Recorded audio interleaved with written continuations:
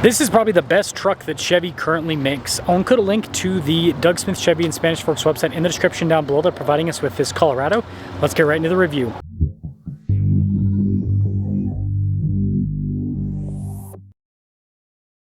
This week's giveaway highlight is a classic Corvette with a big block V8. If you're interested, use code BHC or click the link in the description down below or in the pinned comment. This will give you 4x bonus entries on any donation $25 or more. Under the hood is a turbo 2.7 liter 4-cylinder that goes through an 8-speed, fuel economy 17 around town, 22 on the highway, with power outputs being 310 horsepower and then 430 pound-feet of torque. We're closing in on 500,000 subscribers. I'd really appreciate it if you'd help out with that. The hood raises up towards the center, making the truck look a little bit larger. Now this does come with a more baseline headlights. One downside about the Trail Boss, but look at the front end. Not gonna have to worry about rock chips or anything when you got a bunch of plastic. This one also comes with the optional skid plate, which makes it look a whole lot better, helps out with the approach angle, and adds extra protection, of course, and you got recovery points. Altogether, the new Colorado is pretty sharp looking. Tire wheel setup is 265 by 65 by 18. Got nice blacked out wheels, and you can see there's quite a bit of space in the wheel wells for larger, more aggressive tires. That's one nice thing about the Trail Boss is you can fit quite a bit of meat underneath. Blacked out mirror caps. Door handles are not painted, but that's okay. And then for now, Chevy is still sticking with leaf springs in the back of their trucks. Here's the side profile with the Colorado. Again, with those larger fender flares, it looks good. When it comes to key fob features, we have our lock and unlock remote start, and then you got the Chevy bow tie on the back. Now popping into the rear, the tailgate is dampened, so it'll very, very, very slow lower down. There's actually not really much to talk about in the bed area. It's pretty bare with this particular one, but this does have the tailgate storage. You just unlatch those, drainable storage right there. And there's also a ruler here on the back, and then the tailgate itself is easy to lift up. I like the kind of more basic design in the taillights. And then you got this nice blacked out bumper with bumper steps. That will cap things off for the exterior of this Colorado. Let's now check out the interior. More basic with the door panel trim here, but the seats, look at that. Not so basic, so that's a big plus. And then there is a little handle right here.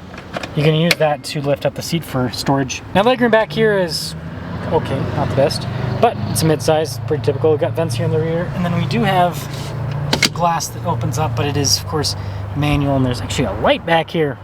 Let's now take a look at the front. Blind spot monitoring. We've got all of our window controls right there. Again, more of that kind of hard touch plastic. 1541 for the payload capacity with this truck.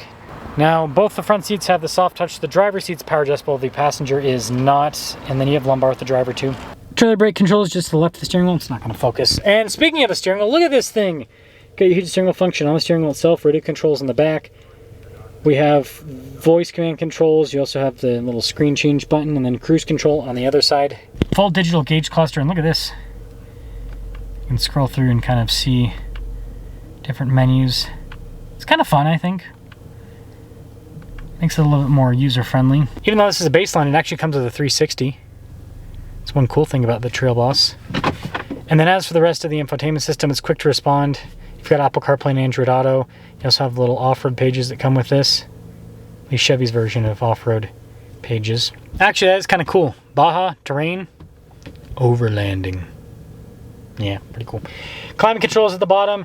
You got heated seats with it, dual zone climate with this. And then you have a couple buttons for like auto stop, start, lane departure. Some USB ports, phone charging pad, shifter for the 8-speed automatic. It does have the manual shift function. Right next to it, we've got our drive line select.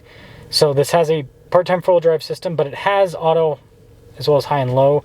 So it's got everything you'd want. And then the drive modes you can do by just twisting the dial. There's modes for both off-road and on-road use. Parking brake too. Some cup holders, center console. Nice trim there. Again, more plastic on the dash.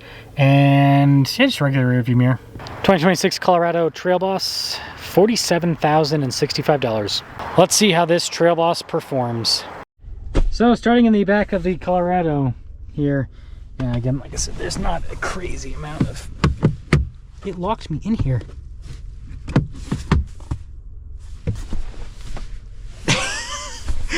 Why?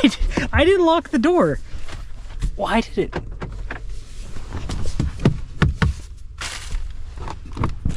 It's child locked. I literally got child locked into... I'm keeping this in the video. Oh man. it is painful to scoot across it. So that's the downside about mid-sized trucks. Freaking got child locked into the, at least it wasn't both doors, because it would have been awkward as heck to have to climb over the center console. Okay, well, let's officially set off. I do like the 360 camera. That is a nice thing to have.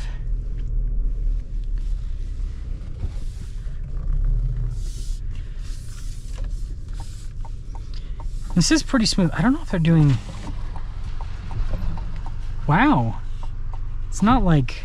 it's not double paned, but it seems like it's like relatively thick glass. And that's the thing. I need to start kind of differentiating for you guys, because I've been talking a lot about the double pane windows.